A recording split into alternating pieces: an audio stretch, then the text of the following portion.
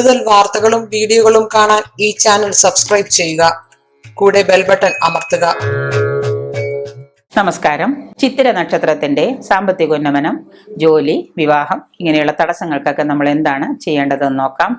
ചിത്തിര നക്ഷത്രക്കാരനുഷ്ഠിക്കേണ്ടതായ കർമ്മങ്ങള് വിശാഖം, തൃക്കേട്ട, പൂരാടം ഈ നക്ഷത്രങ്ങളും കന്നിക്കൂറിലെ ചിത്തിര ആദ്യ പകുതിയില് ജനിച്ചവർക്ക്, കന്നിക്കൂറിലെ ചിത്തിര ആദ്യ പകുതിയിൽ ജനിച്ചവർക്ക് അശ്വതി, ഭരണി, കാർത്തിക ഒന്നാം പാദം ഇവയും, തുലാക്കൂറില് രണ്ടാം പാദത്തിൽ ജനിച്ച മുക്കാൽ, കാർത്തിക, രോഹിണി, മകയിരം ഒന്നാം പാദക്കാരും ഈ ബിസിനസ് ഇവരുമായിട്ട് ചേർന്നുള്ള ഒരു വീഴ്ച നല്ലതല്ല. ചിത്തിര നക്ഷത്രക്കാരുമായിട്ട് ചേർന്നുള്ള ഒരു വീഴ്ച നല്ലതല്ല.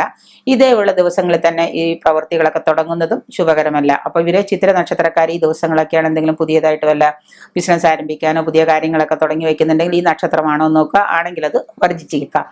വ്യാഴം, ബുധൻ, ശുക്രൻ എന്നീ ദശകളിൽ ഉണ്ടാകുന്ന ദോഷങ്ങൾക്ക് യഥാവിധ പരിഹാരങ്ങൾ ഇവർ കണ്ടുപിടിച്ച് ആ ദശാസന്ധിയിൽ ഉണ്ടാകുന്ന പരിഹാരങ്ങൾക്ക് ശേഷം ഇവർ കാര്യങ്ങൾ ചെയ്താൽ അവർക്ക് ഗുണകരമായിരിക്കും.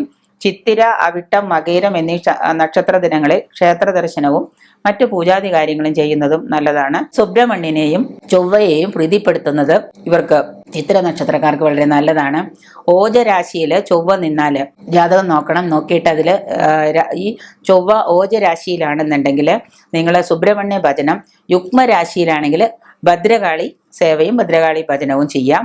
ഇങ്ങനെ രണ്ടും ആണോ എന്ന് നോക്കാം. നിങ്ങൾക്കിപ്പോൾ ചിത്ര നക്ഷത്രക്കാർക്ക് എന്തെങ്കിലുമൊക്കെ പ്രശ്നങ്ങളോ ദോഷങ്ങളോ, വീട് പണി നടക്കാതെ വരിക, സാമ്പത്തിക ഉന്നമനം ഇല്ലാതിരിക്കുക, ബിസിനസ്സിൽ മോശം അങ്ങനെ വരുമ്പോൾ നമ്മൾ നോക്കാം ചൊവ്വ ഓജരാശിയിലാണോ യുഗ്മരാശിയിലാണോ നോക്കുക. അങ്ങനെ നോക്കിയിട്ട് ആണെങ്കിൽ അതിനനുസരിച്ചുള്ള വഴിപാടുകൾ ചെയ്യുക.